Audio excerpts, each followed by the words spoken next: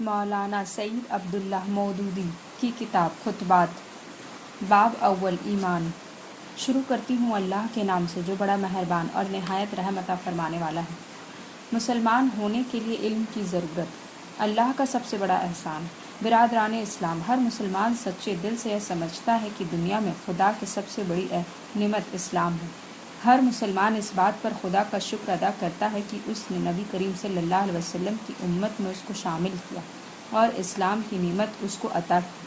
خود اللہ تعالیٰ بھی اس کو اپنے بندوں پر اپنا سب سے بڑا انعام قرار دیتا ہے، جیسا کہ قرآن میں ارشاد ہوا، الیوم اکملت لکم دینکم واتممت علیکم نعمتی ورضیت لکم الاسلام دینا۔ المائدہ آیت 3۔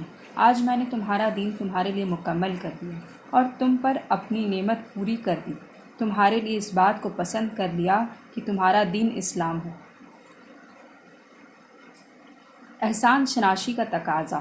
یہ احسان جو اللہ تعالیٰ نے آپ پر فرمایا ہے، اس کا حق ادا کرنا آپ پر فرض ہے، کیونکہ جو شخص کسی کے احسان کا حق ادا نہیں کرتا ہے وہ احسان فراموش ہوتا ہے، اور سب سے بدتر احسان فراموشی یہ ہے کہ انسان اپنے خدا کے احسان کا حق بھول جائے۔ اب آپ پوچھیں گے کہ خدا کے احسان کا حق کس طرح ادا کیا جائے؟ میں اس کے جواب میں کہوں گا کہ جب خدا نے آپ کو امت محمد میں شامل کیا ہے تو اس کے اس احسان کا صحیح شکر یہ ہے کہ آپ محمد صلی اللہ علیہ وسلم کے پورے پیرو بنے۔ جب خدا نے آپ کو مسلمانوں کی ملت میں شامل کیا ہے تو اس کی اس مہربانی کا حق آپ اس طرح ادا کر سکتے ہیں کہ آپ پورے مسلمان بنیں۔ اس کے سوا خدا کے اس احسان عظیم کا حق آپ اور کسی طرح ادا نہیں کر سکتے، اور یہ حق اگر آپ نے ادا نہ کیا تو جتنا بڑا خدا کا احسان ہے اتنا ہی بڑا اس کی احسان فراموشی کا وبال بھی ہوگا۔ خدا ہم سب کو اس وبال سے بچائے، آمین۔ مسلمان بننے کے لیے پہلا قدم۔ اس کے بعد آپ دوسرا سوال یہ کریں گے کہ آدمی پورا مسلمان کس طرح بن سکتا ہے؟ اس کا جواب بہت تفصیل چاہتا ہے، اور آئندہ جمعہ کے خطبے میں اس کا ایک ایک جزء آپ کے سامنے پوری تشریح کے ساتھ بیان کیا جائے گا، لیکن آج کے خطبے میں آپ کے سامنے وہ چیز بیان کرتا ہوں جو مسلمان بننے کے لیے سب سے قدیم ہے، جس کو اس راستے کا سب سے پہلا قدم سمجھنا چاہیے۔ کیا مسلمان نسل کا نام ہے؟ ذرا دماغ پر زور ڈال کر سوچیں کہ آپ مسلمان کا لفظ جو بولتے ہیں اس کا مطلب کیا ہے۔ کیا انسان ماں کے پیٹ سے اسلام ساتھ لے کر آتا ہے؟ کیا ایک شخص صرف اس بنا پر مسلمان ہوتا ہے کہ وہ مسلمان کا بیٹا اور مسلمان کا پوتا ہے؟ کیا مسلمان بھی اس طرح مسلمان پیدا ہوتا ہے جس طرح ایک برہمن کا بچہ برہمن پیدا ہوتا ہے، ایک راجپوت کا بیٹا راجپوت اور ایک شودر کا لڑکا شودر؟ کیا مسلمان کسی نسل یا ذات برادری کا نام ہے کہ جس طرح ایک انگریز کسی انگریز کے گھر پیدا ہونے کی وجہ سے انگریز ہوتا ہے اور ایک جاٹ قوم میں پیدا ہونے کی وجہ سے جاٹ ہوتا ہے، اسی طرح ایک مسلمان صرف اس وجہ سے مسلمان ہو کہ وہ مسلمان نامی قوم میں پیدا ہوا ہے؟ یہ سوالات جو میں آپ سے پوچھ رہا ہوں، ان کا آپ کیا جواب دیں گے؟ آپ کہیں گے کہ نہیں صاحب، مسلمان اس کو نہیں کہتے، مسلمان نسل کی وجہ سے مسلمان نہیں ہوتا بلکہ اسلام لانے سے مسلمان بنتا ہے، اور اگر وہ اسلام کو چھوڑ دے تو مسلمان نہیں رہتا۔ ایک شخص وہ برہمن ہو یا راجپوت، انگریز ہو یا جاٹ، پنجابی ہو یا حبشی، جب اس نے اسلام قبول کیا تو مسلمان میں شامل ہو جائے گا، اور ایک دوسرا شخص جو مسلمان کے گھر میں پیدا ہوا ہے اگر وہ اسلام کی پیروی چھوڑ دے تو وہ مسلمان کی جماعت سے خارج ہو جائے گا، چاہے وہ سکھ کا بیٹا ہو یا پٹھان کا۔ کیوں حضرات، آپ میرے سوالات کا یہی جواب دیں گے نا؟ اچھا، تو اب خود آپ ہی کا جواب سے یہ بات معلوم ہو گئی کہ خدا کی یہ سب سے بڑی نعمت یعنی مسلمان ہونے کی نعمت جو آپ کو حاصل ہے، یہ کوئی نسلی چیز نہیں ہے کہ ماں باپ سے وراثت میں یا خود بخود آپ کو حاصل ہو جائے اور خود بخود تمام عمر آپ کے ساتھ لگی رہے۔ خواہ آپ اس کی پیروی کریں یا نہ کریں، بلکہ ایسی نعمت ہے کہ اس کو حاصل کرنے کے لیے خود آپ کو کوشش شرط ہے۔ اگر آپ کوشش کریں گے کر کے اسے حاصل کریں تو آپ کو مل سکتی ہے، اور اگر آپ اس کی پرواہ نہ کریں تو یہ آپ سے چھن بھی سکتی ہے، معاذ اللہ۔ اسلام لانے کا مطلب۔ اب آگے بڑھیں۔ آپ کہتے ہیں کہ اسلام لانے سے آدمی مسلمان بنتا ہے۔ سوال یہ ہے کہ اسلام لانے کا مطلب کیا اسلام لانے کا یہ مطلب ہے کہ جو آدمی بس زبان سے کہہ دے کہ میں مسلمان ہوں یا مسلمان بن گیا ہوں، وہ مسلمان ہے؟ یا اسلام لانے کا مطلب یہ ہے کہ جس طرح ایک برہمن پجاری بغیر سمجھے بوجھے سنسکرت کے چند منتر پڑھتا ہے، اسی طرح ایک شخص عربی کے چند فقرے بغیر سمجھے بوجھے زبان سے ادا کر دے اور بس وہ مسلمان ہو گیا۔ آپ خود بتائیے کہ اس سوال کا آپ کیا جواب دیں گے؟ آپ یہی کہیں گے نا کہ اسلام لانے کا مطلب یہ ہے کہ حضرت محمد صلی اللہ علیہ وسلم نے جو تعلیم دی ہے اس کو آدمی جان کر سمجھ کر دل سے قبول کرے اور اس کے مطابق عمل کرے۔ جو ایسا کرے وہ مسلمان ہے، اور جو ایسا نہ کرے وہ مسلمان نہیں ہے۔ پہلی ضرورت علم۔ یہ جواب جو آپ دیں گے اس سے خود بخود یہ بات کھل گئی کہ اسلام پہلے علم کا نام ہے اور علم کے بعد عمل کا نام ہے۔ ایک شخص علم کے بغیر برہمن ہو سکتا ہے کیونکہ وہ برہمن پیدا ہوا ہے اور برہمن ہی رہے گا۔ ایک شخص علم کے بغیر جاٹ ہو سکتا ہے کیونکہ وہ جاٹ پیدا ہوا ہے اور جاٹ ہی رہے گا، مگر ایک شخص علم کے بغیر مسلمان نہیں ہو سکتا کیونکہ مسلمان پیدائش سے مسلمان نہیں ہوا کرتا بلکہ علم سے ہوتا ہے۔ جب تک اس کو یہ علم نہ ہو کہ حضرت محمد صلی اللہ علیہ وسلم کی تعلیم کیا ہے، وہ اس پر ایمان کیسے لا سکتا ہے اور اس کے مطابق عمل کیسے کر سکتا ہے؟ اور جب وہ جان کر اور سمجھ کر ایمان ہی نہ لایا تو مسلمان کیسے ہو سکتا ہے؟ پس معلوم ہوا کہ جہالت کے ساتھ مسلمان ہونا اور مسلمان رہنا غیر ممکن ہے۔ ہر شخص جو مسلمان کے گھر میں پیدا ہوا ہے، جس کا نام مسلمانوں کا سا ہے، جو مسلمانوں کے سے کپڑے پہنتا ہے اور جو اپنے آپ کو مسلمان کہتا ہے، حقیقت میں وہ مسلمان نہیں ہے، بلکہ مسلمان دراصل صرف وہ شخص ہے جو اسلام کو جانتا ہو اور پھر جان بوجھ کر اس کو مانتا ہو۔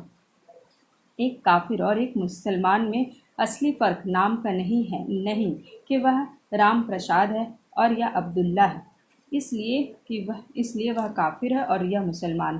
اسی طرح ایک کافر اور ایک مسلمان میں اصلی فرق لباس کا بھی نہیں ہے کہ وہ دھوتی پہنتا ہے اور یہ پاجامہ پہنتا ہے، اس لیے وہ کافر ہے اور یہ مسلمان، بلکہ اصلی فرق ان دونوں کے درمیان علم کا ہے۔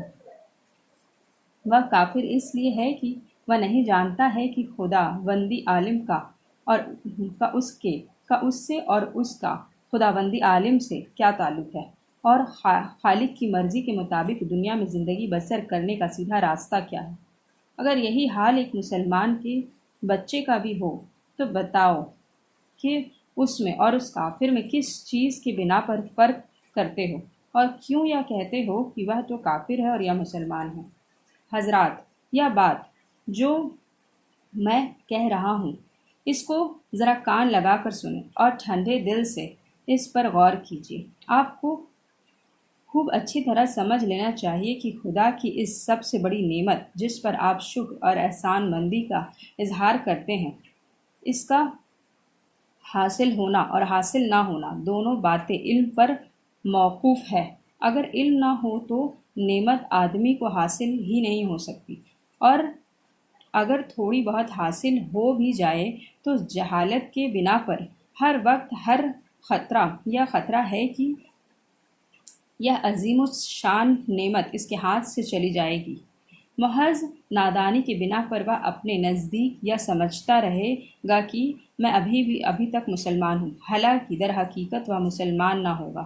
جو شخص یہ جانتا ہی نہیں کہ اسلام اور کافر میں کیا فرق ہے اور اسلام اور شرک میں کیا امتیاز ہے، اس کا مثال تو بالکل ایسی ہے جیسے کوئی شخص اندھیرے میں ایک پگڈنڈی پر چل رہا ہو سکتا ہے کہ سیدھی لکیر پر چلتے چلتے خود اس کے قدم کسی دوسرے راستے کی طرف مڑ جائے اور اس کو خبر بھی نہ ہو کہ میں سیدھے راہ سے ہٹ گیا ہوں، اور یہ بھی ہو سکتا ہے کہ راستے میں کوئی دجال کھڑا ہوا مل جائے اور اس سے کہے کہ ارے میاں، تم اندھیرے میں راستہ بھول گئے، آؤ میں تمہیں منزل تک پہنچا دوں۔ بیچارہ اندھیرے کا مسافر خود اپنے آنکھوں سے نہیں دیکھ سکتا ہے کہ سیدھا راستہ کون سا ہے، اس لیے نادانی کے ساتھ اپنا ہاتھ اس دجال کے ہاتھ میں دے دے گا اور وہ اس کو بھٹکا کر کہیں سے کہیں لے جائے گا۔ یہ خطرات اس شخص کو اس لیے تو پیش آتے ہیں کہ اس کے پاس خود کوئی روشنی نہیں ہے اور وہ خود اپنے راستے کے نشانات کو نہیں دیکھ سکتا ہے۔ اگر اس کے پاس روشنی موجود ہو تو ظاہر ہے کہ نہ وہ راستہ بھولے گا اور نہ کوئی دوسرا اس کو بھٹکا سکے گا۔ بس اسی پر قیاس کر لیجئے کہ مسلمان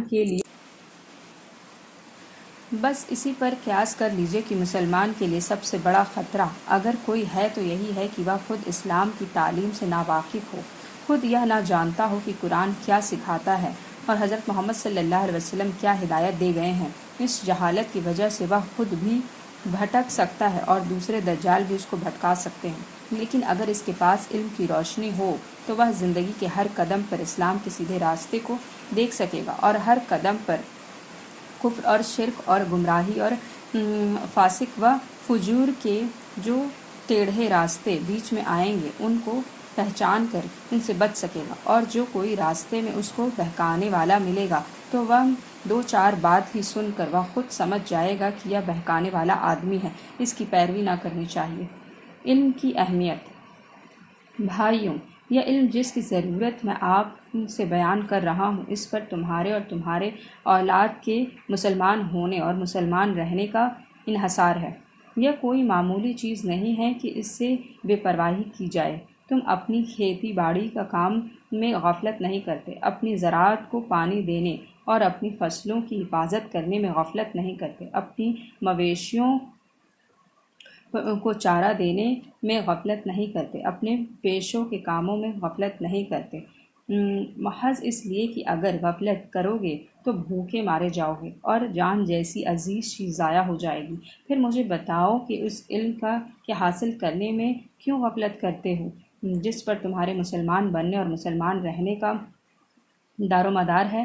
کیا اس میں یہ خطرہ نہیں ہے کہ ایمان جیسی عزیز چیز ضائع ہو جائے گی؟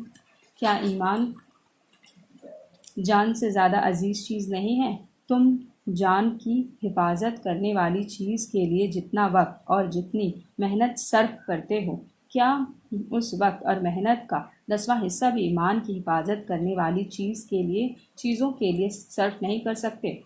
میں تم سے یہ نہیں کہتا ہوں کہ تم میں سے ہر شخص مولوی بنے، بڑی بڑی کتابیں پڑھے اور اپنے عمر کا 10-12 سال پڑھنے میں صرف کر دے۔ مسلمان بننے کے لیے اتنا پڑھنے کی ضرورت نہیں۔ میں صرف یہ چاہتا ہوں کہ تم میں سے ہر شخص رات دن کے 24 گھنٹوں میں سے صرف 1 گھنٹہ علم دین سیکھنے میں صرف کرے۔ کم از کم اتنا علم ہر مسلمان بچے اور بوڑھے اور جوان کو حاصل ہونا چاہیے کہ قرآن جس مقصد کے لیے اور جو تعلیم لے کر آیا ہے اس کا لب و لباب جان لے۔ نبی صلی اللہ علیہ وسلم جس چیز کو مٹانے کے لیے اور اس کی جگہ پر جو چیز قائم کرنے کے لیے تشریف لائے تھے اس کو خوب پہچان لے اور اس خاص طریق زندگی سے واقف ہو جائے جو اللہ تعالیٰ نے مسلمانوں کے لیے مقرر کیا ہے۔ اتنے علم کے لیے کچھ بہت زیادہ وقت کی ضرورت نہیں ہے، اور اگر ایمان عزیز ہو تو اس کے لیے 1 گھنٹہ روز نکالنا کچھ مشکل نہیں۔